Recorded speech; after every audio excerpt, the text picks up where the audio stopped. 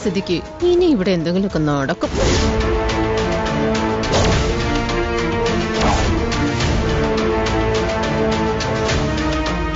Good morning അച്ഛാ.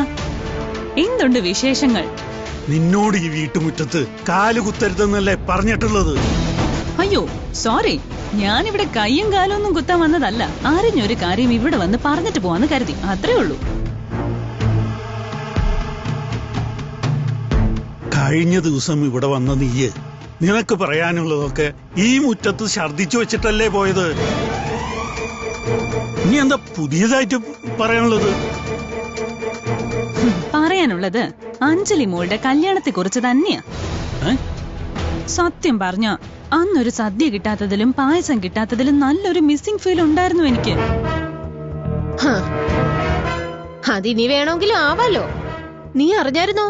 നിന്റെ വാക്കും കേട്ട് ഇവിടെ നിന്ന് പുറത്താക്കിയ അഞ്ജലിയെ തിരികെ വിളിച്ചോണ്ട് വരാനാ നിന്റെ അച്ഛന്റെ ഈ പുറപ്പാട്. തെറ്റുപറ്റിപ്പോയെന്നേ ശിവരാമേട്ടന് ത്രികാലജ്ഞാനം വന്നൂന്ന്. അതേതായാലും നന്നായി. എന്തിന്റെ പേരിലായാലും ഇനി അഞ്ജലിയെ തിരികെ വിളിച്ച് ഈ വീട്ടിൽ നിർത്തുന്നതാ അഞ്ജലിയുടെ അച്ഛനും അമ്മയ്ക്കും ബന്ധുക്കൾക്കും ഒക്കെ നല്ലത്.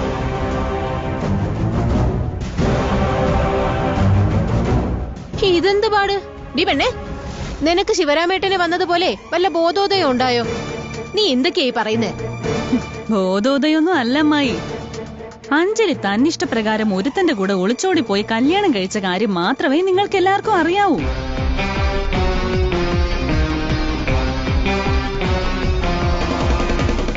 പക്ഷെ അവൾ ആരെയാണ് കല്യാണം കഴിച്ചതെന്ന് നിങ്ങളിൽ ആരെങ്കിലും മനസ്സിലാക്കിയിട്ടുണ്ടോ? ഇല്ല. അവൾ ആരെ കല്യാണം കഴിച്ചാലും നിനക്കെന്താ നഷ്ടം? നിനക്ക് നിന്റെ കാര്യം മാത്രം നോക്കിയ പോരെ? എനിക്ക് നഷ്ടപ്പെടാൻ ഒന്നുമില്ല. പക്ഷെ ഫോമർ അഡ്വക്കേറ്റ് ശിവരാമകൃഷ്ണനെ നഷ്ടപ്പെടാൻ പലതും ഉണ്ട്. അതാണ് ഇവിടെ പ്രശ്നവും. എന്തു പ്രശ്നം? വളച്ചു കെട്ടാതെ നീ വന്ന കാര്യം പറയാനു? പറയാം.